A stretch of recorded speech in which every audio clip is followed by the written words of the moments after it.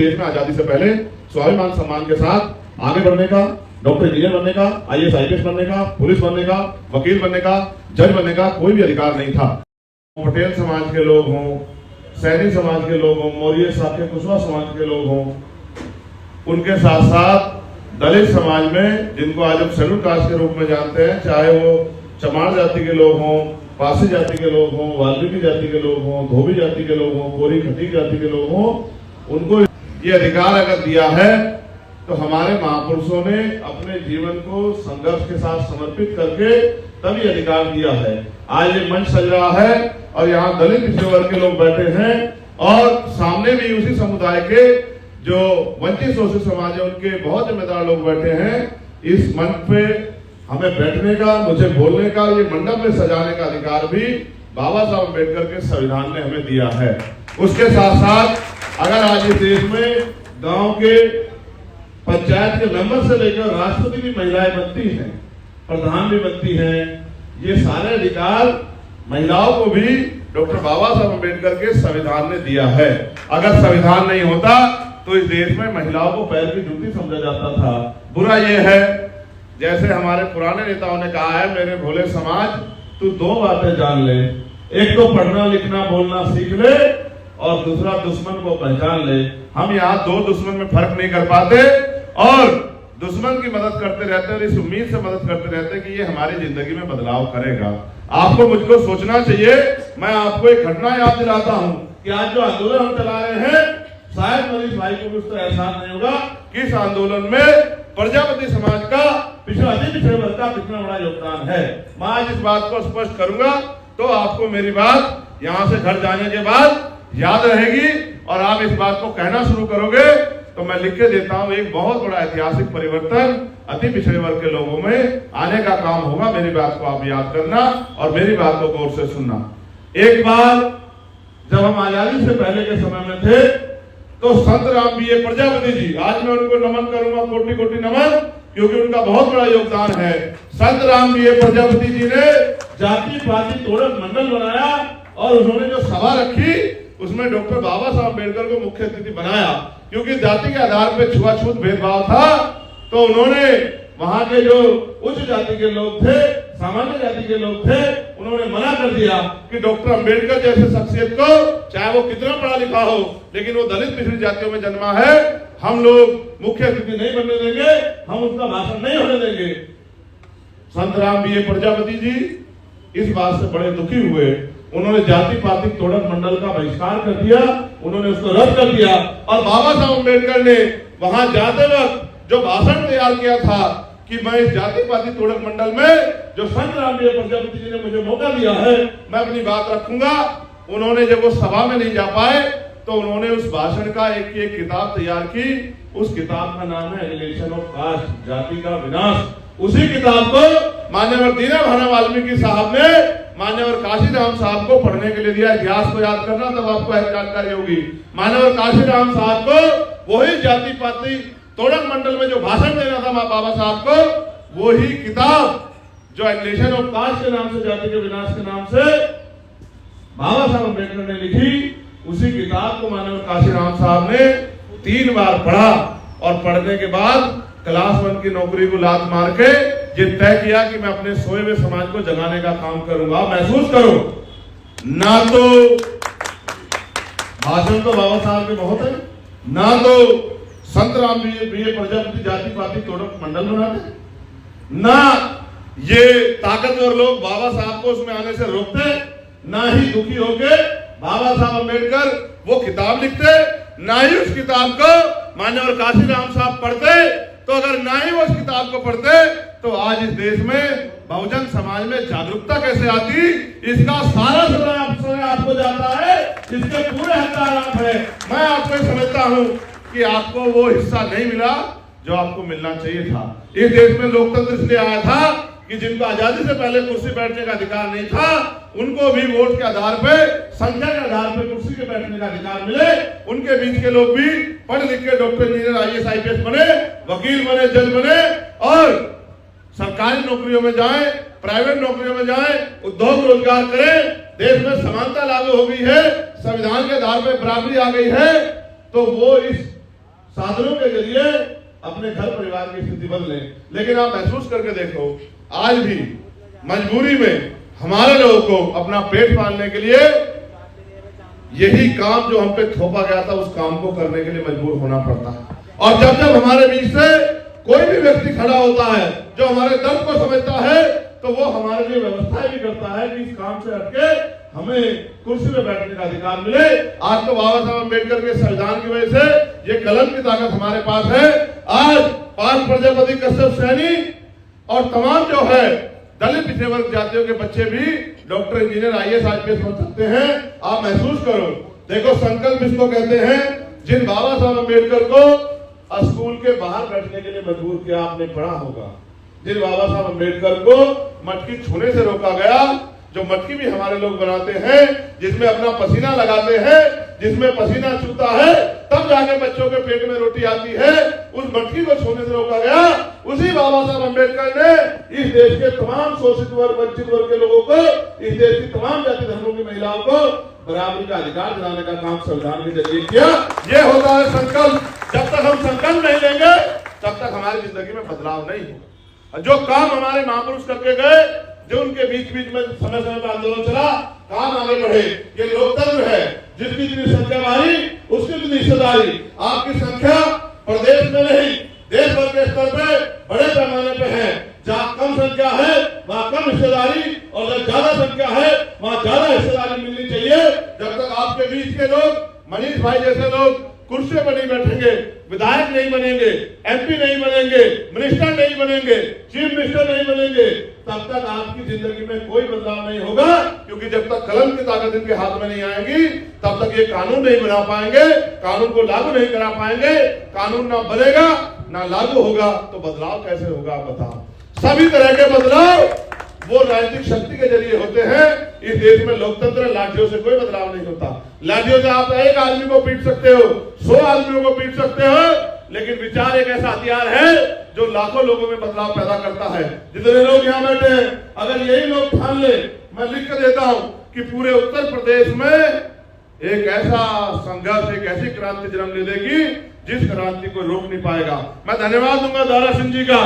दारा सिंह जी ने एक हिस्सेदारी का आंदोलन चलाने का काम किया, लेकिन आपने महसूस किया जो सुबह शाम हमें पाठ पढ़ाते हैं कि हम उनके भाई हैं, हम उनके धर्म के लोग हैं, उन्हीं की सरकार ने किस तरह से खून की होली गाजियाबाद, साहिबाबाद में खेलने का काम जो है किया, जिसमें मनीष भाई को भी और तमाम हमारे छोटे भाई जिनकी पीठ पे लाठियां बजाई गई, जिनके सर फोड़े गए, जिनके खून से होली खेली गई, ये जुल्म जो है उत्तर प्रदेश की सरकार ने और उनकी पुलिस ने। पुलिस को मैं क्या दोष दूं, क्योंकि पुलिस तो सरकार की होती है। कल आप सरकार में होंगे, पुलिस आपकी होगी। जो पुलिस आज आप पे लाठी चला रही है वो कल पुलिस आपके लिए गुलदस्ता लेकर खड़ी होगी, आपको सलूट करेगी। मैं इनको कर्मचारियों को क्या कहूं, इनको भी अपने बच्चों का पेट पालना है। अगर ये सरकार के इशारे पे काम नहीं करेंगे, जो तनख्वाह देती है, तो भाई इनको वो नौकरी से निकाल देंगे, इनको वो ट्रांसफर पोस्टिंग कर देंगे, इनको वो सस्पेंड कर देंगे। लेकिन इनको भी ये समझना चाहिए कि भले ही सरकार ये तनख्वाह देती हो, लेकिन तनख्वाह तो इन्हीं जनता के टैक्स के पैसे से जाती है। अगर ये जनता टैक्स नहीं देगी तो भैया कौन सी तनख्वाह मिल जाएगी। जनता टैक्स देना बंद कर दे, बजट नहीं बनेगा, बजट नहीं बनेगा तो तनख्वाह नहीं मिलेगी, तनख्वाह नहीं मिलेगी तो आप में हम सामान्य कपड़े पहने बैठे हैं। हम भी अपने देश को बचाने का काम कर रहे हैं। जिस तरह से आप सुरक्षा काम कर रहे हैं, हम भी देश के दलित, पिछड़े, आदिवासी, मुसलमान, जैन, सिख, बौद्ध, ईसाई, पारसी और इस देश के सबको बराबर का अधिकार देने वाले संविधान की रक्षा का काम कर रहे हैं। हम भी सिपाही हैं, आप भी सिपाही हैं। हम सबको मिलकर देश के संविधान को बचाना चाहिए। अगर ये संविधान बचेगा तो ही हम पे बराबरी के अधिकार बचेंगे, और अगर ये संविधान नहीं बचा तो बताओ कि फिर पाल प्रजापति कश्यप सैनी साल विश्वकर्मा सैनी मौर्य साहब के दुश्मन तमाम वाली की फांसी धोबी मोरी खटीक कर किस बच्चे को कुर्सी पे बैठने का अधिकार मिलेगा। आप महसूस करो और अपने दिल पे हाथ रख के बताओ। पहले नौकरी आती थी, पिछड़े वर्ग के लोगों को संघर्ष करके मंडल कमीशन के जरिए आरक्षण मिला, लेकिन क्या आपने देखा कि मंडल कमीशन की सारी सिफारिशें लागू हुई? जब मंडल कमीशन के जरिए पिछड़े वर्ग के लोगों को आरक्षण मिला तो आप ये बताओ, या बहुत सारे जिम्मेदार लोगों में देख रहा हूं जो बैठे हैं, बहुत पढ़े लिखे विद्वान लोग बैठे हैं, तो बताओ मंडल कमीशन का विरोध कौन कर रहा था? दलित समाज के लोग कर रहे थे या इस देश में जो शासक जमात है वो कर रही थी? बताओ। जो शासन सत्ता चला रहे, यही भाजपा के लोग विरोध कर रहे थे, नहीं कर रहे थे? बताओ, आप महसूस करो। मंडल कमीशन की तकलीफ क्या थी? अगर दलित पिछड़े वर्ग के बच्चे कुर्सी में बैठेंगे, डॉक्टर इंजीनियर IAS IPS बनेंगे, वकील जज बनेंगे, मैं तो कहता हूं, मैं पूरी जिम्मेदारी से कहता हूं, आप हमारे साथ कंधे से कंधा मिला खड़े हो जाओ। पॉलिटिकल रिजर्वेशन हम लोग पिछड़े वर्ग के लोगों को दिलाने का काम करेंगे। जिस तरह का रिजर्वेशन आपको नीचे मिल रहा है, उसी तरह का रिजर्वेशन लोकसभा में, राज्यसभा में, विधान परिषद में, विधानसभा में, आयोगों में हम लोग दिलाने का काम करेंगे। और promotion reservation SC ST OBC के साथ, SC ST के साथ OBC के कर्मचारियों को दिलाने का काम करेंगे, बैकलॉग भरवाने का काम करेंगे। आप महसूस करो, 79% इस देश की वेल्थ 10% लोगों के पास है, 10% लोगों के पास। इस 80% लोग, 80% पैसा साधन 10% लोगों के पास है, और बकाया सारी 90% आबादी 20% साधनों से अपने घर को चला रही है। मेरी माए बहने बैठी है, बताओ, 350 रुपए का सिलेंडर जब 1150 रुपए का हो जाता है तो जेब कटती है, नहीं कटती है?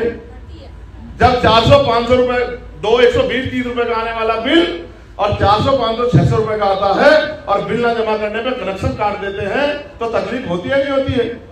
पहले आपके बच्चों को आपने खून पसीना लगा के पढ़ाया, वो नौकरी लगते थे तो घर में पैसा आता था, माँ की आंखों के आंसू बुझते थे, बहन के सपने पूरे होते थे, बहन बेटियों की शादी सुख शांति से होती थी, बच्चों को पढ़ने के लिए अवसर मिलते थे। आज तो सब कुछ लुटेरों ने लूट लिया। 15 लाख करोड़ रुपए, 15 लाख करोड़ रुपए जीरो भी गिनती नहीं होती, इतने पैसे डानी अंबानी के माफ करते हैं। हमारी 52% आबादी बैठती है पिछड़े वर्ग के लोगों की, वो 52% टैक्स देते हैं, तो 52% पैसा उनकी तरक्की के लिए क्यों नहीं लगाते? कोई पूछने वाला नहीं है। जब तक आपके बीच का चुना हुआ व्यक्ति पार्लियामेंट में जाकर नहीं पूछेगा कि जो टैक्स हम देते हैं वो पैसा हमारे बच्चों के लिए क्यों नहीं लगता, हमारे बच्चों को छात्रवृत्ति क्यों नहीं मिलती, इनको नौकरी रोजगार क्यों नहीं मिलता, इनको पिछड़े वर्ग के लोगों को लोन क्यों नहीं मिलता, इनको पिछड़े वर्ग के लोगों को अच्छे घर मकान क्यों नहीं मिलते, इनके पिछड़े वर्ग के लोगों की आस्थाओं का सम्मान क्यों नहीं होता, इनके महापुरुषों को मैं कह रहा हूं मिलना चाहिए। संतराम प्रजापति जी को भारत रत्न क्यों नहीं देते? इस देश में कितने लोगों को मैंने योगदान बता दिया कि कितना बड़ा योगदान है उनका गरीबों में आवाज पैदा करने का। तो मैं मांग करता हूं सरकार से कि संतराम प्रजापति जी को वो भारत रत्न दे, बाबू जगदेव प्रसाद कुशवाहा को वो भारत रत्न दे, और जननायक कर्पूरी ठाकुर को भी, हमारी पार्टी के बड़े नेता विवेक सैन जी यहाँ बैठे हैं, जननायक कर्पूरी ठाकुर जी को भारत रत्न मिले।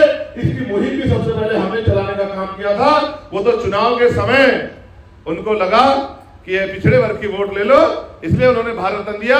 वरना आप याद करो, इसी लोकतंत्र की वजह से जननायक कर्पूरी ठाकुर मुख्यमंत्री बने, और जब ये मुख्यमंत्री बने तो जाति के आधार पर हमें अपमान करने वाले लोगों ने क्या कहा कि कर्पूरी छोड़ कुर्सी है, चल कर्पूरी छोड़ कुर्सी पकड़ उस तरह, चल कर्पूरी छोड़ कुर्सी पकड़ उस तरह, और जाओ जाके हजाम बना। आप ये बताओ, कब तक हम इस देश में हजाम बनाएंगे? कब तक इस देश में हम लोग मिट्टी के घड़े बनाएंगे? हम तो खुद मिट्टी बन गए हैं, जिसको जब चाहे जो सरकार लाठियों से पीट देती है और हमारे शरीर की हड्डियां तोड़ के हम पे राज करती है। हमें सोचना पड़ेगा, ये शरीर, ये महापुरुषों के बच्चों का शरीर लाठियों से पीटने के लिए नहीं है, ये देश में राजकाज करने के लिए है। आप अपना मन पक्का करो, वो समय दूर नहीं कि इस देश में जब हम लोग एकजुट हो जाएंगे, पिछड़े वर्ग के लोग, मैं आपको जिम्मेदार से कहता हूं, जिन लोगों ने गलती की मैं उनकी बात को नहीं कहना चाहता, लेकिन मैं आपको विश्वास दिला के कहता हूं कि पिछड़े वर्ग की जितनी संख्या वाली उतनी उसकी हिस्सेदारी हमने अपनी पार्टी के संविधान में लिखी है कि 52% पिछड़े वर्ग के लोगों को 52% टिकट मिलना चाहिए। और उसके गवाह विवेक सैन जी बैठे हैं। जिन जिन जातियों ने हमारे साथ जुड़ने का काम किया, हमने उनको आगे बढ़ाने का काम किया। विवेक सैन साहब यहाँ से जनरल सीट से हमने उनको पार्टी ने टिकट दिया, और वो 9000 से ज्यादा वोट लेके यहाँ से जिला पंचायत के मेंबर बने। जब किसी गरीब के बेटे को मौका मिलता है तो अपने नाम को मेहनत करके आगे बढ़ाता है। मैं आपको ईमानदार से कह रहा हूँ, आप अपने दिल को मजबूत कर लो। हम मनीष भाई को भी विधानसभा भेजने में मदद करेंगे, ये वादा मैं आप लोगों से करता हूँ। और भी अगर कोई खड़ा होगा उसके पीछे भी खड़ा होगा। अगर अपना हिस्सा भी काट के देना पड़ा तो अपने पिछड़े वर्ग के भाइयों को, अति पिछड़े वर्ग के भाइयों को हम लोग देने का काम करेंगे। आगे जिला पंचायत का चुनाव आ रहा है, आप मन बना लो, आप सीट तय कर लो। जहां जहां आपके वोट जीतने की क्षमता में हो, आप आज लिस्ट बना के दे दो। अति पिछड़े वर्ग की हर जाति को बराबर की हिस्सेदारी हम लोग देने का काम करेंगे। आप मेरी बात को याद रखना, इस देश में अमीर राज नहीं करेंगे, गरीब भी राज करेंगे, क्योंकि वोट डालने में पैसा नहीं लगता। हमें बस दुश्मन से सावधान होकर अपनी वोट का सही प्रयोग करना आना चाहिए। जितने लोग यहाँ बैठे हैं, मैं आपसे बस यही कहना चाहता हूँ, ये लड़ाई मेरी आपकी नहीं है, ये लड़ाई देश के लाखों गरीबों, शोषितों, करोड़ों मजलूमों की लड़ाई है, सब बहन बेटों के सम्मान की लड़ाई है। हमें 69,000 शिक्षक भर्ती, अगर आपको याद हो, यहाँ कुछ लोग बहुत जिम्मेदार शानदार बैठे हैं, 69,000 शिक्षक भर्ती हुई, 20,000 पदों पे घोटाला किया। ये घोटाला पुलिस, सरकार, इंटेलिजेंस के रहते हुआ कोई नेता नहीं बोल रहा था। 4 दिन में उन बच्चों के साथ वही भूखा प्यासा उनके जिस हालात में उठे वही जमीन पे लेटा रहा। एक बड़ा आंदोलन हमने खोल किया, हमारी पार्टी के तमाम लोग जुटे, सरकार ने डर के 6,800 नौकरियां पिछड़े वर्ग के बच्चों को देने का काम किया। कितनी नौकरियां? 6,800। अभी तो कुछ भूमि नहीं, तब भी 6,800 नौकरी दिलाने के लिए संघर्ष किया। अगर जिस दिन कुर्सी पे बैठ गया तो 6,80,000 नौकरी दिलाने के लिए भी काम करूंगा। आप मेरी बात को याद रखना। तो जब 6,800 नौकरियां दिला दी तो फिर उन बच्चों को उनका अधिकार छीनने का काम किसने किया? वही लोग जो सुबह शाम हमें धर्म का पाठ पढ़ाते हैं, उन्हीं लोगों ने कोर्ट से स्टे करा के उन 6,800 बच्चों के परिवार का जो दिया जल गया था उसको बुझाने का काम किया। अभी पुलिस भर्ती भी आपने देखा, इतने बड़े बड़े विज्ञापन दिए, सबसे बड़ी भर्ती, और फिर 400 रुपए प्रत्येक बच्चे से लिए, 48 लाख बच्चों ने फार्म भरा और पेपर लीक हो गया। मुख्यमंत्री कहते कानून व्यवस्था बहुत अच्छी है, जो सरकार पेपर को नहीं बचा सकती वो इंसानों को बचा लेगी। अभी आपने देखा राजभर समाज की 2 बेटियां किस तरह से वहां लटकाई गई मार के, आपने देखा कानपुर में, और उनके पिता पे दबाव बनाया गया कि उनके पिता को कि आप FIR वापस ले लो। उन्होंने FIR वापस नहीं ली तो उनको भी 2 दिन बाद लटके हुए मिले। कोई जांच कराने को तैयार नहीं है, क्योंकि आपके नेताओं को, जिन नेताओं को हमने तैयार करके भेजा, उनके गले में CBI, ED, इनकम टैक्स के फंदे से उनको डर लगता है, मुकदमों जेल से डर लगता है। उन्होंने चुप्पी थाम ली है। आप चुप्पी मत थामो, क्योंकि मैं कहानी आपको सुनाऊंगा कि एक बार जंगल जल रहा था। जैसे हमारा ये देश है ना, ऐसे एक जंगल जिसमें लोग रहते हैं, जिसमें पशु पक्षी रहते हैं, जिस तरह हम यहाँ रहते हैं, इस तरह जंगल में जानवर रहते हैं। एक बार जंगल जल रहा था और उस जंगल में बड़े बड़े जानवर थे। सब लोग जंगल को जलते हुए देख रहे थे। एक चिड़िया ने भी उस जंगल को जलते हुए देखा। मेरे जैसी चिड़िया ने हिम्मत जुटाई, मनीष भाई जैसी चिड़िया ने हिम्मत जुटाई, विवेक भाई जैसी चिड़िया ने हिम्मत जुटाई। वो चिड़िया उठी और चोंच में पानी भर के लाती, उस आग पर गिरती। कई बार प्रयास किया तो बड़े बड़े जानवर हंसने लगे। एक हाथी जैसा जानवर वहां बैठा था। उस जानवर ने हंसते हुए कहा, चिड़िया, ये जंगल तो जल के रहेगा, तेरी हैसियत है इसको बुझाने की, तू व्यर्थ प्रयास कर रही है, तू भी जल जाएगी।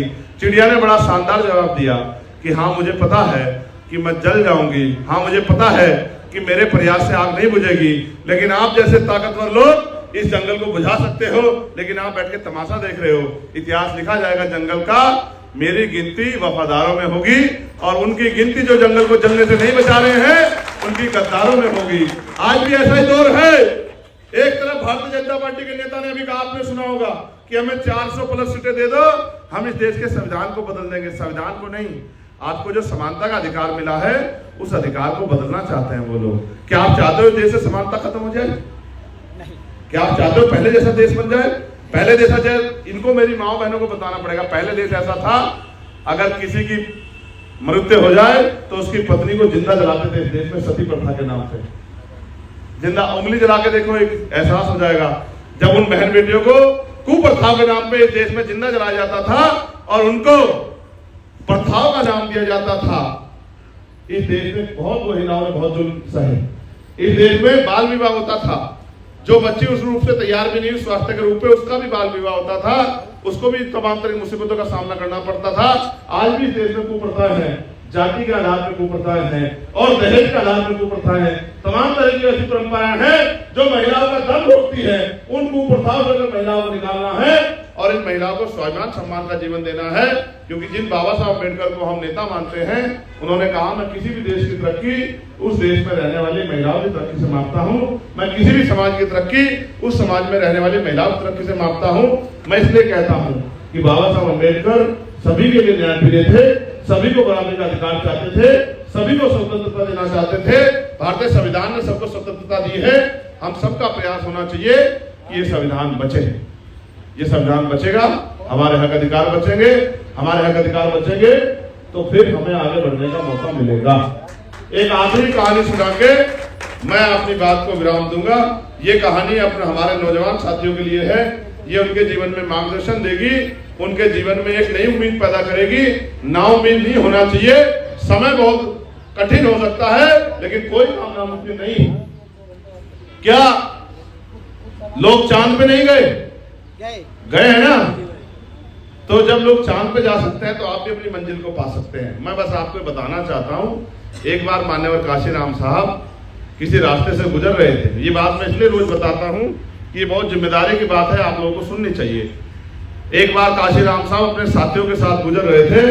जब वो गुजरे ऐसी ऊंची जगह से तो रास्ते में उन्होंने देखा एक गड्ढे में कुत्ते के छोटे छोटे 4-5 बच्चे पड़े हुए।